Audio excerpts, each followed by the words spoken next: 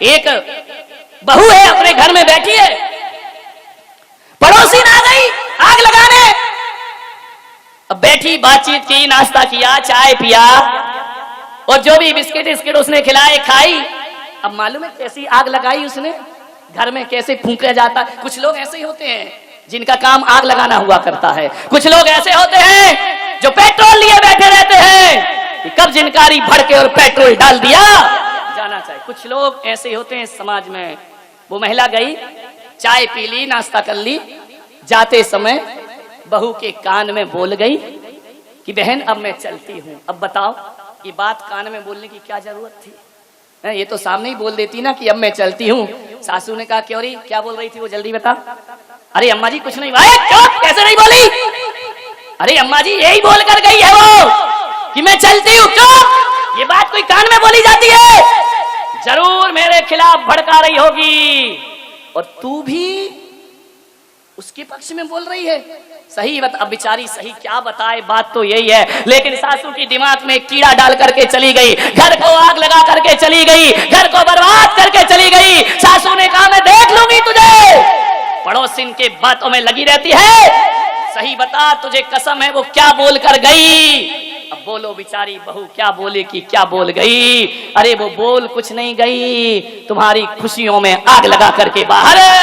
ऐसे पड़ोसियों से सावधान, ऐसे लोग जो हमारे घरों को उजाड़ा करते हैं। महिलाओं से मेरा निवेदन है, परिवार में कभी दुख मिले, पीड़ा मिले, कष्ट मिले तो पड़ोसियों के सामने कभी आंसू मत बहाना। पड़ोसी के सामने आंसू बहाओगे ये कोई आंसू ना पहुंचेंगे। तुम्हारे जाने के बाद तुम्हारे आंसुओं का मजाक बनाया करते हैं। आपसे इतना निवेदन है, मन करे रोने का तो इंसान की तरफ मुंह करके मत रोना। मंदिर जाना और भगवान के सामने अकेले में दो आंसू ढुलका लेना। अरे दीवार की तरफ मुंह करके आंसू बहा लेना, मन हल्का हो जाएगा। रो जरूर, क्योंकि महिलाएं बिना रोए रह नहीं सकती हैं। ध्यान रखो, दो चार तो टपक ही आते हैं, एक दो बार खूब रो, दीवार की तरफ मुंह करके रोना। आप कहेंगे महाराज दीवार की तरफ मुंह करके रोएंगे तो कौन से दुख मिट जाएंगे? अरे दुख तो ये पड़ोसी भी ना मिटाएंगे। एक बात याद रखना, दीवार की तरफ आंसू बहाओगे ना तो दीवार भले तुम्हारी सहायता ना करे, लेकिन एक विश्वास दिलाता हूं, दीवार तुम्हारी मजाक भी नहीं बनाएगी, तुम्हारे आंसुओं की हंसी भी नहीं बनाएगी। ध्यान, अकेले में रो लीजिए, बहा लो आंसू, कुछ नहीं होता है। मान घरों को मत उजाड़िए। क्या हो जाता है तुम्हें? शादी होती है, भाई भाई के व्यवहार में फर्क पड़ जाता है, लेकिन कुछ आदर्श परिवार आज भी हैं इस दुनिया में जिन्हें हम अपना उदाहरण बना करके प्रस्तुत कर सकते हैं। विचार करिए, आप सोचिए, ऐसे आदर्श परिवार भी दुनिया में होते हैं जो भाई के लिए दूसरा भाई जान देने को तैयार हो जाए। मैं एक शहर में गया और जैसे ही मैं गया उसके घर में गया, उसने पूरे घर में चरण पड़वाए। मैंने कहा तू मुझे मकान दिखा रहा है? बोले महाराज मकान नहीं दिखा रहा हूं, आपके चरण हर कमरे में पड़ना चाहिए। मैंने जब उसका मकान देखा, बड़ा आलीशान मकान, मैंने कहा इतना आलीशान मकान, इतना सुंदर मकान तुम्हारा? मालूम है उस भाई के आंखों में आंसू आ गए। उसने कहा महाराज ये मकान मेरा नहीं है। तो फिर किसका है? ये मेरे बड़े भाई का है। बड़े भाई का? बोले हाँ। जब मेरे बड़े भाई ने ये मकान बनाया और मुझे बुलाया कि भाई आओ, पहला निमंत्रण मैं तुम्हें देता हूं, उसके बाद मैं समाज को दूंगा। और जैसे ही मैं आया और मेरे मुंह से इतना निकल गया कि भैया ये मकान बनाया है या स्वर्ग बनाया है, इतनी खूबसूरत कोठी तुम्हारी। मेरे भाई ने मेरी तरफ देखा और कहा कि तुझे इतना पसंद आ रहा है? बोले हाँ। उसी समय मेरे भाई ने चाबी मेरे हाथ में रख दी, आज से मकान में तेरे नाम करता हूं। ध्यान मान्यवर, इतनी बड़ी दौलत है किसी के पास, इतना बड़ा दिल, एक एक इंच जमीन के लिए अदालत में खड़े हो जाते हो, ये कैसी मानवीयता है तुम्हारी? विचार मकान दे दिया उसने। विचार करिए आप, एक शब्द निकला कि मकान सुंदर है। भाई ने कहा आज से इस पर तेरा अधिकार। मुझे एक घटना याद आती है, मैं बचपन में था, मेरा एक अमीर दोस्त था, उसका जन्मदिन आया, उसके भाई ने उसे एक चमचमाती कार इनाम में दी। उसने मुझे बुलाया कि बोले यार मेरे भाई ने मुझे कार दी है, चलो आज अपन घूम के आते हैं। उस दिन बड़ी खुशी हुई। मैं कोई बहुत बड़े शहर का रहने वाला तो था नहीं, पहली बार पूरे गांव में कार आई थी। उसने बिठा करके मुझे घुमाया, ऐसा लगा कि अपन ही नरेंद्र मोदी हैं, बाकी तो सब कीड़े मकोड़े हैं, ध्यान रखिए। बैठ करके कार में जब उसने मुझे चक्कर लगाए, एक गांव से चल करके वह शहर आया। मेरे गांव के पास जबलपुर एक शहर है, एक रेस्टोरेंट में उसने कहा कि चलो कुछ खाते हैं। घबराना मत, मैं उस समय महाराज नहीं था, उस समय तो सब खाता पीता था, ध्यान रखिए। चलो कुछ खाते हैं। एक रेस्टोरेंट के सामने उसने गाड़ी खड़ी की। एक बच्चा गरीब, मैं देख रहा हूं कि वह आता है, जैसे बच्चों की आदत होती है, कार में धूल जम जाती है ना, तो उस पे अपना नाम लिख देते हैं उंगली से। उस बच्चे ने अपना नाम लिखा और जैसे ही हम दोनों उस कार के पास गए, बच्चा घबरा गया। मैंने कहा भाग मत, ये बता तूने इस पे नाम लिखा। बड़ी हसरत से देखा उसने उस कार को। मैंने कहा कार तुझे बड़ी पसंद आ रही है, बड़ी बहुत सुंदर कार है, किसने दी?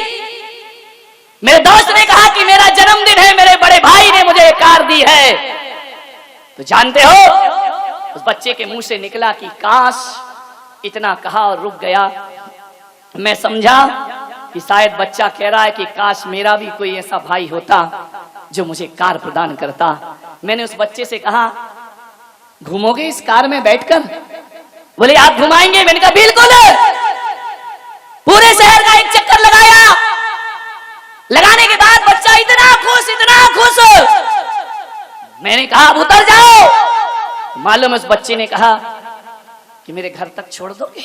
अरे मुझे लगा ये बच्चा बड़ा गड़बड़ है, घर तक छोड़ दोगे, घर जाएगा, अपने मोहल्ले में बड़ी सेकी बघारेगा, कालर ऊंची करेगा, हम इतनी बड़ी कार में बैठ करके आए हैं। मैंने दोस्त की तरफ देखा, दोस्त ने कहा चलो छोड़ दो, घर क्या बिगड़ता है, आज ही तो कार खरीदी है। जैसे ही घर पर गए, उसने कहा एक झोपड़ी में रहता था, उसने कहा यहाँ कार रोक दो। उसने कहा भाई साहब 2 मिनट इंतजार कर लो, मैं अपने भाई को लाना चाहता हूं। मैंने कहा हाँ बेटा, जा भाई को शान दिखा दे कि मेरी बड़े बड़े लोगों से दोस्ती हो गई है। बोले 2 मिनट रुकिए प्लीज। 2 मिनट रुके। ऐसी घटना घटी कि वह जैसे भीतर गया और अपने छोटे भाई को, जिसके दोनों पैर नहीं थे, गोद में उठा करके लाया। और गोद में उठाकर जैसे ही लाया, छोटे भाई ने देखा कि भैया तुम इस कार में बैठकर आए हो, ये किसकी कार है? बोले देख वो जो सामने 2 खड़े हुए हैं, एक के भाई ने कार दी है। मैं सुन रहा था कि ये क्या कह रहा है। मालूम है उस भाई ने अपने अपाहिज भाई से क्या कहा कि भैया देख, एक दिन मैं भी पैसा कमाऊंगा और तेरे लिए ऐसी कार ला करके तुझे प्रदान करूंगा, फिर अपन दोनों बड़े मजे से एक खूबसूरत दुनिया देखेंगे, अपन दोनों घूमेंगे इस शहर में, तू चिंता मत कर भाई, मैं कमाई करूंगा, जैसे भी होगा। हे भगवान, इतना सामर्थ्य प्रदान कर कि इसके भाई की तरह मैं भी अपने छोटे भाई को एक कार प्रदान कर। विचार करिए आप, उसने ये नहीं कहा कि मुझे ऐसी कार मिल जाए, उसने तो ये कहा कि ऐसी कार मिल जाए तो मैं भी अपने भाई को अपने हाथों से गिफ्ट कर सकूं। सोचिए। और आज आपका जीवन क्या है? आपके पास स्कूटर है, यदि बड़ा भाई कार ले आता है तो इंजन उतना नहीं जलता जितनी तुम्हारी छाती जला करती है। ले आया कार, बेईमानी की कमाई है, नंबर 2 की कमाई है। ये सारी गालियां तब निकलती हैं जब आदमी अपने आप से और किस्मत से हारा हुआ होता है। ध्यान रखिए, आपके पास यदि सामर्थ्य ना हो तो गाली निकलेंगी। ध्यान रखिए, जो आदमी जितनी गाली बकता है, जो आदमी जितना जोर से चीख करके बात करता है, वो भीतर से उतना ही पुरुषार्थहीन आदमी हुआ करता है। वो भीतर से उतना ही खाली होता है, उतना ही रिक्त हुआ करता है, उतना ही भयभीत हुआ करता है। ध्यान रखिए। कहा क्यों गालियां दी एक भाई को?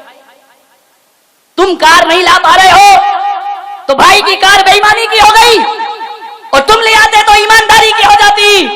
ये भाई के फर्ज नहीं होते हैं। भाई का फर्ज याद दिला रहा हूं कि आपको तो ये सोचना चाहिए, अरे खुश होकर के जाके भाई के पैर छूना चाहिए कि वाह रे भाई तू कार लेकर के आया, कम से कम इस मोहल्ले में एक कार तो आई।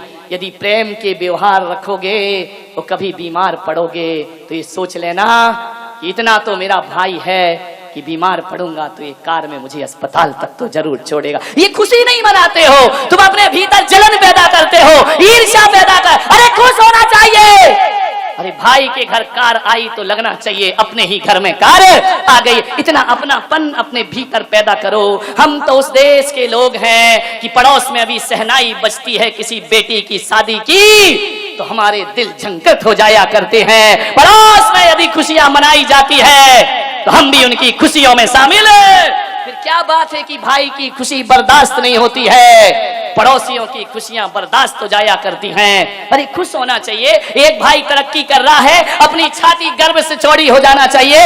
एक भाई उन्नति कर रहा है, अपना माथा ऊपर उठ जाना चाहिए। मेरे गुरु आचार्य पुष्पचंद सागर जी महाराज एक ऐसे आचार्य हैं, यदि उनका शिष्य प्रभाव ना करता है ना तो वो शिष्य की टांग नहीं खींचते हैं, छाती चौड़ी करके कहते हैं मेरा बेटा है और मेरे महावीर की ध्वज को आकाश में फहरा रहा है। ध्यान, ये सद्गुण होना चाहिए हमारे जीवन में। ध्यान रखिए। एक दूसरे से जलन, एक दूसरे से ईर्ष्या, एक दूसरे से कपट, रंचक दगा बहुत दुखदानी, सुख पावे संतोषी। खुशियां बांटिए दुनिया को। क्या दे सकते हो आप किसी को? खुशियां ही तो दे सकते हो। खुशियों के दो फूल तुम्हारे मुख से नहीं झड़ते हैं। हर वाणी में बारूद भरा हुआ है, हर वाणी में कांटे चुभा करते हैं। ध्यान रखिए। अरे दो शब्द अच्छे बोल दोगे तो क्या बिगड़ जाएगा तुम्हारी खानदान का? दो शब्द अच्छे बोलोगे तो पुरखों का मान बढ़ जाएगा। ध्यान रखिए। प्रेम के शब्द चाहिए। दौलत ना हो तो भी चल जाता है। मान्यवर नारी एक संकल्प करे कि मैं किसी भी परिस्थिति में अपने घर को नहीं टूटने दूंगी, अपने घर को नहीं बिखरने दूंगी। लड़ते तो भाई भाई हैं, इल्जाम पत्नी पर आया करता है कि जब से शादी हुई है तब से भाई भाई के दुश्मन। मत लीजिए इल्जाम, उनके अपराध, उनकी लड़ाइयां अपने सिर पर काहे कोई ठीकरा फुड़वाती हो कि जब से बहू आई है बेटा पराया हो गया। नहीं भाई नहीं। आज मैं कमरे में बैठा था, प्रशांत जी मेरे पास आए, उनकी धर्मपत्नी रेणु भी आई, दोनों आए। मैंने कहा आज दोनों आए हो, बताओ आज शादी की सालगिरह है क्या? उनकी पत्नी ने कहा नहीं महाराज। तो मैंने कहा दोनों कैसे आए हो एक साथ? मालूम है उस बहू ने क्या कहा? मैं रोज अपनी सासू के साथ आती हूँ, मैं पति के साथ बहुत कम आती हूँ। मान्यवर सोचिए, जो सासू के साथ आना ज्यादा पसंद करे, पति के साथ कम, वो बहू बहू नहीं होती, घर की लक्ष्मी हुआ करती है। ध्यान विचार करना है आपको। मैं अपनी सासू को पसंद, उनके साथ में ज्यादा आती जाती हूँ। मान्यवर सोचिए, वरना आज तो ये हालात है कि बड़ा भाई भोजन करने आता है तो देवरानी बाहर निकल जाती है, तो देवर आता है तो जिठानी बाहर निकल जाया करती है। आज तो ये हालात है। अरे कभी सिर्फ जिठानी का सिर दुख रहा हो ना तो समझदार देवरानी को कहना चाहिए कि भाभी आप जाकर के सो जाओ, आपके बच्चों को गर्म फुलके बना करके मैं खिलाऊंगी। वो आपके नहीं, वो मेरे ही बच्चे हैं। और एक बात ध्यान रखना, अपने बच्चे को 2 मिनट बाद खिलाना, जिठानी के बच्चे को 2 मिनट पहले खिलाना। कुछ नहीं बिगड़ जाएगा, तुम्हारा बच्चा भूख से मर नहीं जाएगा, तड़प नहीं जाएगा। लेकिन ये छोटी सी बात तुम्हारी इज्जत देवरानी जिठानी के सीने में बढ़ जाएगी, जिठानी के मन में तुम्हारा सम्मान आगे। क्या फर्क पड़ता है? सब्जी तो तुम्हें बनाना ही है ना। बहुओं से मेरा निवेदन है, क्या करना है? घर को संवारना है ना। तुम्हें मालूम है फ्रिज में अकेली भिंडी है और कुछ नहीं है, आज यही बनेगी। तो तुम्हारी भी खाने की इच्छा यही है, जाके सासू से पूछ लेना, अम्मा जी, मम्मी जी, आज क्या बनाना है? माँ क्या कहेगी? देख ले, जो पड़ा हो वो बना ले। ध्यान रखिए, बिना पूछे भी आप भिंडी बनाती, और पूछ कर भी भिंडी बना रही हैं, पूछ कर बना रही हैं, तो मिर्च मसाले नहीं, भीतर का प्रेम डाला जा रहा है। ध्यान रखिए, इतना सा सब क्या बिगड़ जाएगा अपना? बड़ों से पूछ करके काम कर लीजिए, थोड़ी सी मिठास आ जाएगी। मिर्च मसाले तो उतने ही होंगे, लेकिन पूछने से स्वाद में जायका पैदा हो जाया करता है, स्वाद में ऐसा प्रेम प्रभाव। क्या बिगड़ता है अपना?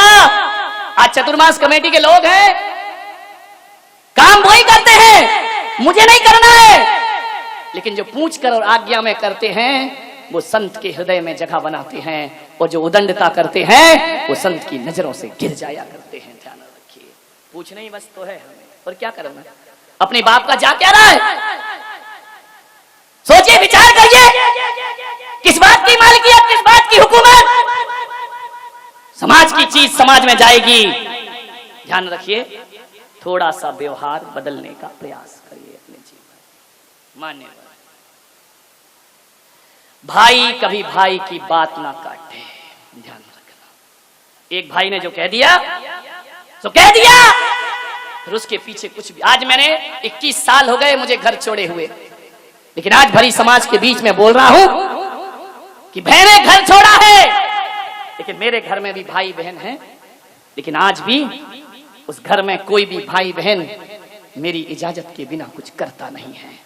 एक बात ध्यान रखिए, वो मेरे से बड़े हैं, उम्र में बहुत बड़े, 10-10 साल बड़े हैं, लेकिन आज भी यदि एक आदेश कर दिया जाए तो उन भाइयों ने कभी ना कहने की हिम्मत नहीं की, कभी मुझसे जुबान लड़ाने की हिम्मत नहीं की। ध्यान रखिए मान्यवर, भले मैं सन्यासी क्यों ना हो गया हूं, लेकिन कोई भी कार्य, कोई भी निर्णय बिना आशीर्वाद के वो अपने जीवन में स्वीकार नहीं किया। मुझे याद है कि जब मैं घर में था, सबसे छोटी औलाद था मैं अपने परिवार में, यदि घर में खाना बन जाए और मैं स्कूल से आने में लेट हो जाऊं तो मेरे दोनों बड़े भाई तब तक भोजन नहीं करते थे जब तक मैं स्कूल से नहीं आ जाता था। जब तक एक थाली में ना खिलाए तब तक उनके जीवन में उनका पेट नहीं भरा करता था। जब भी नए कपड़े आते थे, चाहे मैं कपड़े खरीदूं चाहे वो खरीदे, ये नियम था, जब तक छोटा नहीं पहनेगा तब तक घर में कोई कपड़े पहना। मुझे कपड़ों का बहुत शौक था, समझ गए क्या? हर हफ्ते कपड़े आते थे। खाना कम चल जाएगा, 3 चीज के मुझे बहुत शौक थे। एक तो बाइक चलाना, वो भी गया, कपड़े अच्छे पहनना, वो भी गया, और पिक्चर देखना, वो भी गया। जय राम जी की हो गई। एक आदमी ने पूछा, पत्रकार ने, कि आपको अच्छे कपड़ों का शौक था और आज बिना कपड़े के घूम रहे हो। मैंने कहा हाँ यार, मेरी जो चॉइस है ना बहुत हाई फाई है। बोले क्या मतलब? मैंने कहा मैं हल्का नहीं पसंद नहीं करता हूँ, बहुत हाई फाई सोचता हूँ। मैंने सारे कपड़े पहन के देख लिए, फिर मैंने कहा मैं ऐसे कपड़े पहनूंगा, ऐसे कपड़े पहनूंगा जो दुनिया के किसी भी मील में नहीं बनते हो। ध्यान रखिए, जो कभी आउट ऑफ डेट नहीं होते हो। तुम्हारी ड्रेस आउट ऑफ डेट हो जाएगी, लेकिन ये 2600 साल से अप टू डेट थी, है और हमेशा रहेगी। ध्यान रखना, तुम्हारे कपड़े दुनिया की मील में मिल जाएंगे, लेकिन दिगंबर संत के वस्त्र दुनिया की किसी मील में नहीं मिला करते हैं। और दिगंबर संत के वस्त्र यदि कहीं मिलते हैं तो माँ की गोद में लेटे हुए निर्विकार बच्चे में दिगंबर संत के कपड़े मिला करते। खाओ तो अच्छा खाओ, वरना भूखे रहो। इसलिए मैं अच्छा खाता हूं, कचरा नहीं खाता। ध्यान रखिए, मैं काहे को बड़े हुए व्रत के छिलके खाऊं, मैं काहे को सबरी के जूठे बेर खाऊं। अभी एक जगह गोपाचल में मेरे आहार हुए, ऋषभ के यहां इतनी मोटी मोटी रोटी टीकड़े बना के ले आई। बोले महाराज खाओ, मैंने कहा नहीं, बोली महाराज ये सबरी के बेर हैं। मैंने कहा राम को खिलाना। सबरी के बेर। मैंने कहा मैं तेरी मोटी रोटी खा जाऊंगा, मुझे कोई दिक्कत नहीं है। अब राम ने झूठे बेर खाए थे कि नहीं, उसने मुझे समझाया। मैंने कहा खाए थे। बोले तुम भी खा लो। मैंने कहा राम के पास दूसरा ऑप्शन नहीं था। था क्या? मेरे पास 12 कटोरी है, और यदि राम के पास दूसरा ऑप्शन होता तो कहते सबरी बेर तो तू खा लेना, आज मेरे हरि का त्याग है। लिया माल मलीदा यहां ध्यान रखिए। महावीर ने उबले हुए उड़द खाए। दूसरा ऑप्शन था क्या? खीर होती तो क्या चंदना उड़द खिलाती, छिलके खिलाती, और होते छिलके और खीर दोनों होते तो मेरा पूरा विश्वास है महावीर छिलके अवॉइड करते और खीर लेकर के आहार। राजाओं के घर में खीर का आहार हुआ, ऑप्शन ही नहीं था दूसरा। मैंने कहा तेरे पास यदि अकेले टिक्कड़ हो तो ला मैं सबरी के बेर खा लेता हूं, तू खाए माल मलीदा, मुझे खिलाए टिक्कड़। मैं तो नहीं खा सकता भाई, ध्यान रखिए। अच्छा खाना, अच्छा पहनना और अच्छी गाड़ी में घूमना, ये बात अलग है कि मेरी गाड़ी हाथों से नहीं चलती, मेरी गाड़ी पांवों से चलती है। ये 11 नंबर की गाड़ी ना पंचर होती है, ना ट्यूब टायर बस्ट होता है, ना इसमें हमें परमिट बनवाना पड़ता है, ना लाइसेंस लेना पड़ता है। और ट्रैफिक की चिंता हम नहीं करते, ट्रैफिक हमारी चिंता किया करता है। ध्यान मान सोच, प्रेम रखिए जीवन में। दीपक 12 प्रेम का, प्रेम का दिया जलाओ, और प्रेम के दिए में मीठी वाणी का तेल होना चाहिए। ध्यान रखिए, कितना भी प्रेम हो, वाणी में जहर घुला है तो प्रेम की हत्या हो जाया करती है। ध्यान